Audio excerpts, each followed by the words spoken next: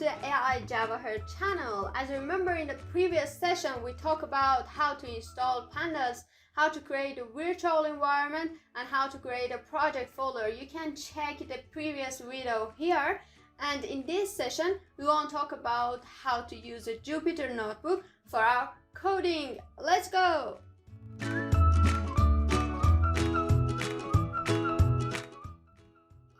This is my project folder, this is my virtual environment. Now I need to open the CMD because I want to have a Jupyter Notebook and open the Jupyter Notebook. We have two ways to opening the CMD in this direction.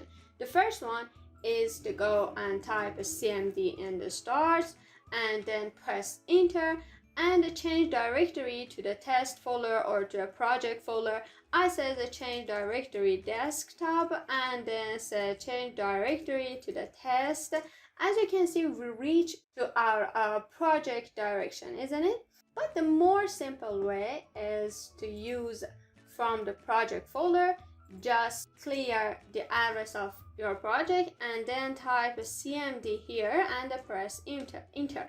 As you can see, the CMD is opened in this direction, isn't it?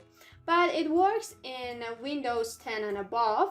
If you are in Windows 8 and below than, just right click in your project folder and you can watch something like, for example, open command prompt here and then press that tab.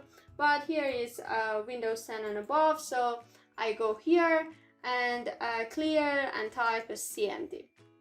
Okay, when I open the CMD in our desired direction, in our project direction, we just need to type a Jupyter Notebook and press enter. Now we can open a new notebook from here, -3. And the first thing that you have to care about it is the name of your project, because most of the students forgot to change the name and just they created Untitled 1, Untitled 2 and Untitled N and they get confused at last.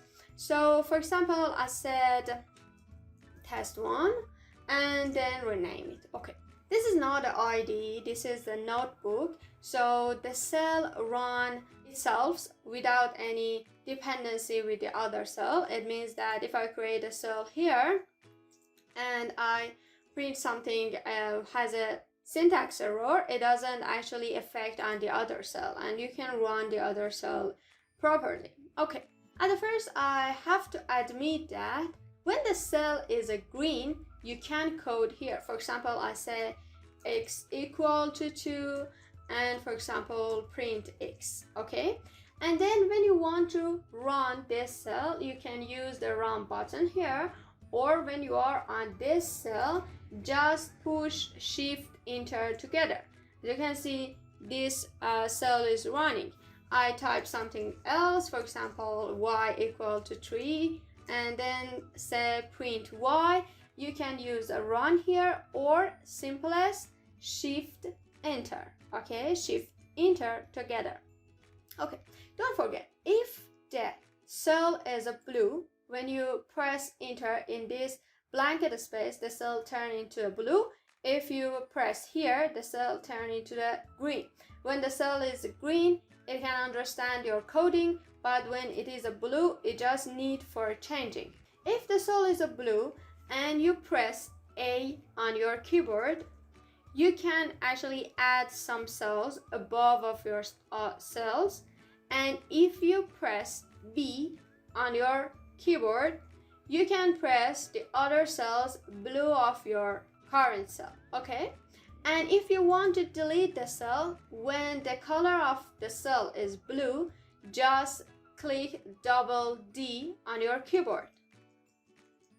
If I forgot these shortcuts, you can go into the help and then keyboard shortcuts. All of them are here. For example, A, B, double D, everything, and the other also shortcuts, you can find it here.